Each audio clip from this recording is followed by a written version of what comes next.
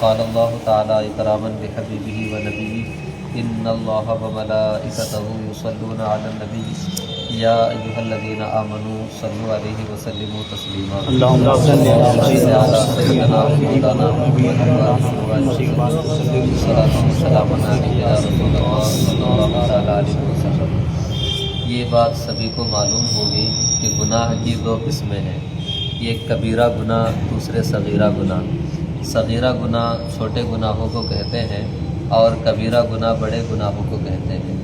بڑے گناہ کیا ہیں؟ تو بڑے گناہ وہ ہیں جن کے بارے میں حدیث پاک میں سخت وعید آئی ہے، جہنم کی وعید سنائی گئی ہے، یا پھر دنیا میں جس گناہ کے اوپر سزا مقرر کی گئی ہے، تو اس طرح کے گناہوں کو کبیرہ گناہ کہا جاتا ہے۔ کبیرہ گناہوں کے سلسلے میں علماء کرام کی کافی اقوال ہیں، بہت ساری تفصیلات ہیں، لیکن جن سب کا خلاصہ یہی بنتا ہے کہ جن گناہوں پہ سخت وعید آئی ہے، جن کا شر بہت زیادہ ہے، جن کا نقصان بہت زیادہ ہے، وہ کبیرہ گناہ ہے۔ کبیرہ گناہ کی علامت یہ ہوتی ہے، کبیرہ گناہ کا حکم یہ ہوتا ہے کہ وہ بغیر توبہ کے معاف نہیں ہوتا ہے، اس کے لیے توبہ کرنا ضروری ہے۔ اور صغیرہ گناہ جو ہوتے ہیں وہ نیک کام کرنے کی بنیاد پہ، اچھائیوں کی بنیاد پہ، حتیٰ کہ کبیرہ گناہوں سے بچنے کی بنیاد پر بھی صغیرہ گناہ معاف ہو جاتے ہیں۔ اللہ تعالیٰ فرماتا ہے ان تجتنبوا کبائر ما تنہون عنہ نکفر عنکم سیئاتکم، اگر تم کبیرہ گناہوں سے بچو گے تو ہم تمہارے صغیرہ گناہوں کو یوں ہی معاف کر دیں گے۔ ایک دوسری جگہ فرمایا ان الحسنات یذھبن السیئات، جب بندہ نیکیاں کرتا ہے تو اللہ ان نیکیوں کی برکت سے صغیرہ گناہوں کو معاف کر دیتا ہے۔ ہم عام طور پہ پڑھتے ہیں کہ اگر کسی نے جمعہ کی نماز پڑھی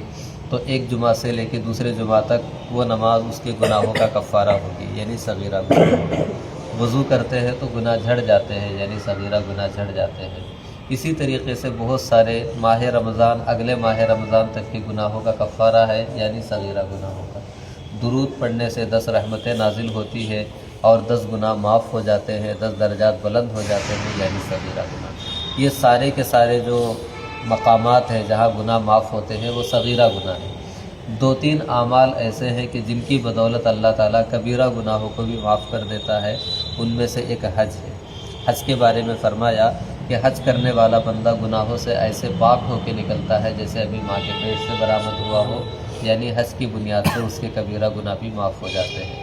اسلام لانے پر اللہ تعالیٰ گزشتہ سارے گناہوں کو معاف کر دیتا ہے، یعنی کبیرہ صغیرہ سب معاف ہو جاتے ہیں۔ ابھی بھی اب بندوں کے جو حقوق رہتے ہیں وہ رہتے ہیں، معافی تلافی کرانی پڑتی ہے، لیکن اللہ تعالیٰ بڑے گناہوں کو معاف کر دیتا ہے ان اعمال کی بنیاد پر۔ اب دیکھیے حضور صلی اللہ تعالیٰ علیہ وسلم نے بعض کبیرہ گناہوں کی نشاندہی فرمائی ہے، تو جس کی آپ نے نشاندہی کی ہے وہ کبیرہ میں بھی بڑے گناہ ہیں، یعنی کبیرہ گناہوں میں بھی کچھ خاص گناہوں کے بارے میں بتایا کہ یہ بہت بڑا گناہ ہے، اس سے بچنا ضروری ہے۔ تو کل کے درس میں ہم نے پڑھا ہے کہ کبیرہ گناہوں میں سب سے بڑا گناہ یعنی اکبر الکبائر، سارے کبیرہ گناہوں میں بڑا گناہ شرک ہے۔ اس کے بعد حضور صلی اللہ تعالیٰ علیہ وسلم نے فرمایا کہ اپنی اولاد کو اس خوف سے قتل کر دینا کہ وہ بڑے ہو کے ہمارے ساتھ کھائیں گے یا بڑے ہو کے یوں ہی ہمارا کھانا کھا جائیں گے، اور اپنے پڑوسی کی بیوی یا گھر والوں کے ساتھ بدسلوکی کرنا، اس طریقے سے حضور صلی اللہ علیہ وسلم نے ان کو کبیرہ گناہوں میں شمار کیا ہے۔ اب آج کی حدیث میں بھی کبیرہ گناہوں کا ذکر ہے، میں صرف جو ہے ان کبیرہ گناہوں کی تعداد شمار کرا دیتا ہوں احادیث پڑھ کر کے، مزید وضاحت کی ضرورت ہوگی تو ہم اسے اگلے درس میں بیان کریں گے۔ یہ حدیث باب نمبر 38 ہے، اس کا عنوان ہے باب بیان الکبائر و اکبریہا، یہ کبیرہ گناہوں کا بیان ہے اور سب سے بڑے کبیرہ گناہ کا بیان ہے۔ اور حدیث نمبر 134 میں ہے، 43 میں ہے، حضور صلی اللہ تعالیٰ علیہ وسلم فرماتے ہیں، حضرت عبد الرحمن بن ابو بکرہ اپنے والد سے روایت کرتے ہیں کہ ہم لوگ نبی کریم صلی اللہ علیہ وسلم کی خدمت اقدس میں حاضر تھے، تو آپ نے فرمایا الا انبئکم باکبر الکبائر ثلاثا،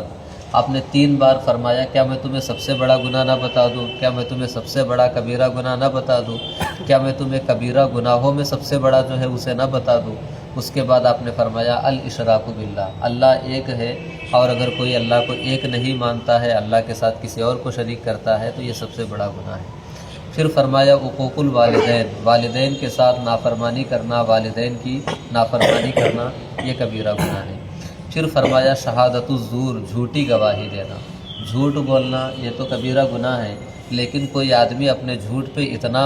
سخت قائم ہو گیا کہ اسے عدالت میں جا کر کے یا چند لوگوں کے سامنے جھوٹ بول کر کے کسی کا حق لینا اتنا پسند آ گیا کہ وہ جھوٹی گواہی دینے کے لیے تیار ہو رہا ہے، اللہ کے نام کی حرمت پامال کر رہا ہے، تو اس سے بڑا کبیرہ گناہ کیا ہو سکتا ہے؟ تو کسی حدیث میں ہے شہادت الزور، جھوٹی گواہی، اور کسی میں ہے قول الزور، جھوٹی بات کہنا۔ تو ہم جھوٹی گواہی سے تو اللہ کے کرم سے بہت حد تک محفوظ ہے، جھوٹ بولنے سے تو بہت پیچھے رہ جاتے ہیں، جھوٹ سے بچنے میں ہم پیچھے رہ جاتے ہیں، تو جھوٹ بولنا بھی کبیرہ گناہ ہے۔ اور حضرت عبد الرحمن بن ابو بکرہ فرماتے ہیں وکان رسول اللہ صلی اللہ علیہ وسلم متکئا، جس وقت آپ یہ حدیث بیان فرما رہے تھے تو آپ ٹیک لگائے ہوئے تھے، مسند کا ٹیک، تکیے کا ٹیک یا دیوار کی ٹیک، آپ ٹیک لگائے ہوئے تھے۔ فجلسا، لیکن جب جھوٹی گواہی کی بات آئی تو آپ نے ٹیک چھوڑ دی اور بالکل سیدھے ہو کر بیٹھ کے فرمایا کہ جھوٹی گواہی، یعنی یہ کہ جب حالت بدلی جاتی ہے تو حالت بدلنا کسی چیز کی اہمیت کو بتانے کے لیے ہوتا ہے۔ جیسے ٹیک لگا کر کے بیٹھے تھے تو بات چل ہی رہی تھی، لیکن اور متنبع کرنے کے لیے لوگوں کو اپنی ٹیک چھوڑ کر کے فرمایا کہ جھوٹی گواہی مت دینا، اس لیے کہ یہ کبیرہ گناہ ہے۔ فما زال یکررھا، اور آگے حدیث میں یہ بھی ہے کہ آپ برابر اسے دہراتے رہے، جھوٹ بولنا، جھوٹی گواہی، جھوٹی گواہی، حتیٰ قلنا، یہاں تک کہ ہم نے کہا لیتہ سکت، کاش کہ حضور اس جملے پہ اکتفا کر دیتے اور مزید نہ کہتے۔ یعنی یہ کہ آپ نے جھوٹی گواہی کی اس قدر تکرار کی کہ آپ نے فرمایا کہ اس کی شناعت کو، قباحت کو، خباثت کو اچھی طرح سمجھ لو، یہ کوئی معمولی گناہ نہیں ہے، بہت بڑا گناہ ہے۔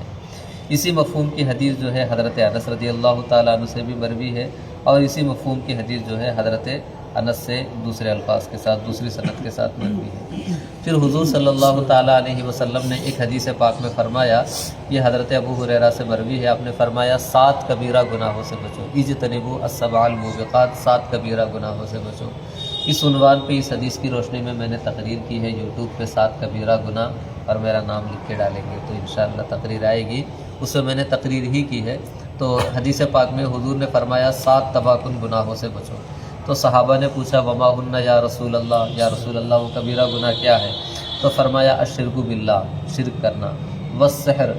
جادو کرنا، وقتل النفس التی حرم اللہ الا بالحق، اللہ نے جس جان کے قتل کو حرام کر دیا ہے اس کا خون بہانا، واکل مال الیتیم، یتیم کا مال کھانا، واکل الربا، سود کھانا، والتولی یوم الزحف، اور میدان جنگ سے راہ فرار اختیار کرنا، وقذف المحصنات الغافلات المؤمنات، پاک دامن بے قصور عورتوں کے اوپر گناہ کا الزام لگانا کہ جس کے بعد وہ کسی شادی کے قابل نہ بچے، معاشرے میں عزت کھو دے، یہ بہت بڑا گناہ ہے۔ تو یہ 7 کبیرہ گناہوں کے بارے میں فرمایا کہ یہ کبیرہ گناہ ہے۔ آگے اسی مفہوم کی حدیث ہے، اس میں حضور صلی اللہ علیہ وسلم نے ایک اور گناہ کا ذکر کیا اور فرمایا کہ کبیرہ گناہوں میں سے یہ ہے کہ کوئی آدمی اپنے والدین کو گالی دے۔ تو صحابہ کرام نے پوچھا یا رسول اللہ وحل یشتم الرجل والدیہ، کیا ہم میں کا کوئی آدمی اپنے باپ کو بھی برا کہہ سکتا ہے، ماں کو بھی گالی دے سکتا ہے؟ تو اس زمانے کے اعتبار سے یقیناً یہ حیرت انگیز چیز تھی، لیکن آج کل بچے اس قدر بدتمیز ہوتے چلے جا رہے ہیں کہ شاید اب وہ والدین کو بھی برا بھلا کہتے ہوئے باز نہیں آتے، نہیں کتراتے۔ تو حضور صلی اللہ علیہ وسلم نے اس زمانے میں جو وضاحت فرمائی کہ والدین کو گالی دینے کا یہ مطلب صرف نہیں ہے کہ تم اپنے والدین کو برا کہو، بلکہ اس کا مطلب یہ ہے کہ یسب ابر رجل، کہ تم کسی دوسرے آدمی کے باپ کو برا بھلا کہو، فیسب اباہ، تو وہ پلٹ کر تمہارے باپ کو برا کہے، ویسب امہ فیسب امہ، تم کسی کے دوسرے کی ماں کی کو برا کہو، وہ پلٹ کر تمہاری ماں کو برا کہے۔ تو جو آدمی پلٹ کر تمہاری ماں کو برا کہہ رہا ہے، تمہارے باپ کو برا کہہ رہا ہے، اگر تم اس کے ماں باپ کو نہ کہتے تو وہ کچھ بھی نہیں کہتا،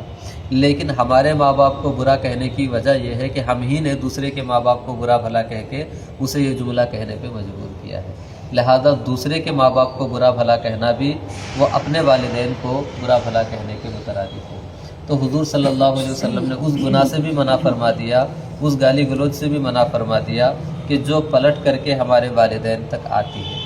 تو آپ خود اندازہ لگائے کہ خود براہ راست کہہ دینا کتنا کبیرہ گناہ ہے۔ تو کبیرہ گناہوں کی ایک لمبی تعداد ہے، جس میں سے حضور صلی اللہ علیہ وسلم نے سب سے پہلے شرک کا ذکر کیا، پھر اس کے بعد جو ہے والدین کی نافرمانی کا ذکر کیا،